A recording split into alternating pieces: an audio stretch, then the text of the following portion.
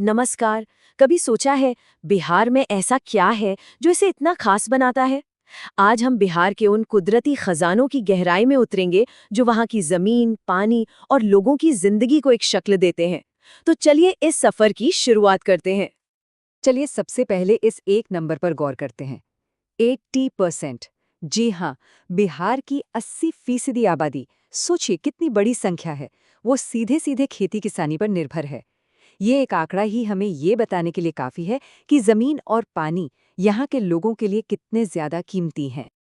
और यही वजह है कि हमारा पहला पड़ाव है बिहार का कृषि क्षेत्र, जो सिर्फ एक सेक्टर नहीं बल्कि सही मायनों में इस राज्य की धड़कन है, इसकी अर्थव्यवस्था की रीढ़ है। और पता है सबसे कमाल की बात क्या है? बिहार के खेत कभी आराम नहीं करते। मतलब साल भर कुछ न कुछ उगता ही रहता है।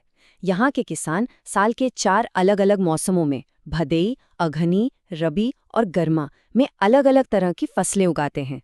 कह सकते हैं कि यहाँ की धरती हमेशा सोना उगलती है। अब जरा इस नक्शे पर नजर डालिए। ये हमें बिहार की खेती की पूरी कहानी बताता है। आप देख सकते हैं कि कैसे धान, गेहूं और मक्का, ये 3 मुख्य फसलें हैं जो लगभग पूरे राज्य में फैली हुई हैं और यही यहाँ के लोगों का मुख्य भोजन भी हैं। लेकिन बात सिर्फ पेट भरने वाली फसलों तक ही सीमित नहीं है।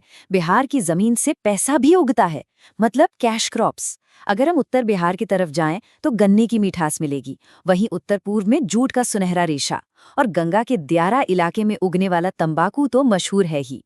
वैसे क्या आपको पता है कि बिहार आलू, प्याज, मिर्च और हल्दी जैसी सब्जियों और मसालों का भी एक बहुत बड़ा उत्पादक है? ये सारी फसलें किसानों की आमदनी का एक बहुत बड़ा जरिया है। अच्छा, इतनी सारी खेती, इतनी सारी फसलें, ये सब मुमकिन कैसे होता है? जवाब एक ही है, पानी। पानी ही वो लाइफलाइन है जो बिहार के खेतों को सींचती है और करोड़ों लोगों की जिंदगी को चलाती है। तो सवाल उठता है कि ये पानी खेतों तक पहुंचता कैसे है? इस मैप को देखिए। ये जो नसों की तरह जाल फैला हुआ दिख रहा है ना, ये नहरें हैं। बिहार में सिंचाई का सबसे बड़ा जरिया यही नहरें हैं, जो नदियों का पानी दूर दूर के खेतों तक ले जाती हैं। इनके अलावा कुएं और ट्यूबवेल भी सिंचाई में बड़ी भूमिका निभाते हैं। और ये पानी का मैनेजमेंट कोई आज की बात नहीं है। इसकी कहानी बहुत पुरानी है। सोचिए, 1874 में सोन परियोजना बनी थी जो आज भी लाखों एकड़ जमीन को पानी दे रही है। फिर 1955 में बिहार का शोक कही जाने वाली कोसी नदी को साधने के लिए कोसी परियोजना शुरू हुई। और फिर 1964 में भारत और नेपाल ने मिलकर गंडक प्रोजेक्ट शुरू किया। इन बड़े बड़े प्रोजेक्ट्स ने बिहार की खेती की तस्वीर ही बदल दी। और जानते हैं, इसी सोन नहर सिस्टम की जबरदस्त सिंचाई की वजह से इस पूरे इलाके को एक नाम मिला, बिहार का चावल का कटोरा। कितना सटीक नाम है ना? ये दिखाता है कि पानी का सही इस्तेमाल कैसे खुशहाली ला सकता है। खेती और पानी की बात तो हो गई, अब जरा जमीन के एक और अहम हिस्से यानी जंगलों की तरफ चलते हैं। ये हमारी एक अनमोल विरासत है, लेकिन इनके सामने एक बड़ी चुनौती भी खड़ी है। और ये चुनौती कितनी बड़ी है वो ये आंकड़ा बताता है। सिर्फ 7.68%। ये वाकई में बहुत चिंता की बात है। जब बिहार से झारखंड अलग हुआ तो ज्यादातर जंगल उसी के हिस्से में चले गए, और अब हाल ये है कि हम राष्ट्रीय लक्ष्य जो कि 33% का है, उससे कोसों दूर हैं। लेकिन जितने भी जंगल हैं उनमें भी विविधता है।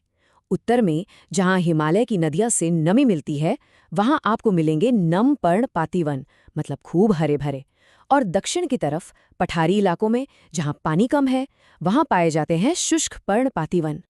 चलिए, अब तक हमने जमीन के ऊपर की बात की। अब थोड़ा जमीन के नीचे झांकते हैं, देखते हैं वहां क्या खजाना छिपा है। हाँ, ये सच है कि झारखंड बनने के बाद खनिज कम हुए, लेकिन जो है वो भी बहुत कीमती हैं।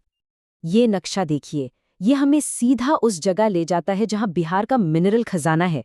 गौर कीजिए, ज्यादातर खनिज आपको दक्षिणी हिस्से में मिलेंगे। इसकी सीधी सी वजह है कि ये इलाका खनिजों से भरपूर छोटा नागपर पठार का ही एक विस्तार है।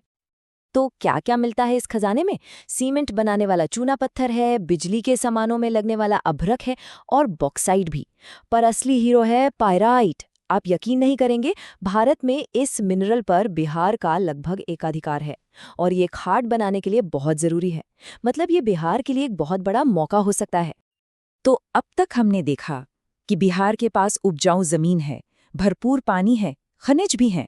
तो फिर सवाल ये उठता है कि इतनी दौलत होने के बावजूद यहाँ की कृषि आज भी इतनी मुश्किलों से क्यों घिरी है?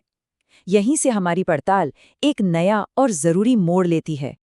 तो चलिए अब हम अपनी इस पड़ताल के आखिरी हिस्से में चलते हैं और समझते हैं कि वो कौन सी चुनौतियां हैं जो बिहार को अपने इन कुदरती खजानों का पूरा फायदा उठाने से रोक रही हैं। असल में बिहार के किसान की लड़ाई कई मोर्चों पर है। एक तरफ बाढ़ है, जो हर साल उनकी फसल और मेहनत दोनों बहा ली जाती है। दूसरी तरफ खेत इतने छोटे छोटे टुकड़ों में बटे हैं कि उन पर मॉडर्न मशीनें चलाना मुश्किल हो जाता है।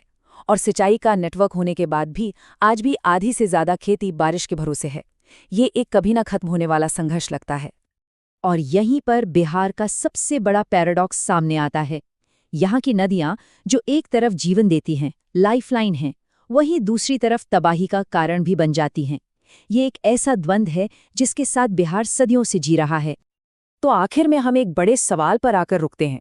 बिहार प्राकृतिक संसाधनों के मामले में वाकई अमीर है, पर इस दौलत को एक स्थायी खुशहाली में कैसे बदला जाए? इसका जवाब शायद बेहतर मैनेजमेंट, नई सोच और एक मजबूत इरादे में छिपा है। और इसी सवाल के जवाब पर टिका है बिहार का आने वाला कल।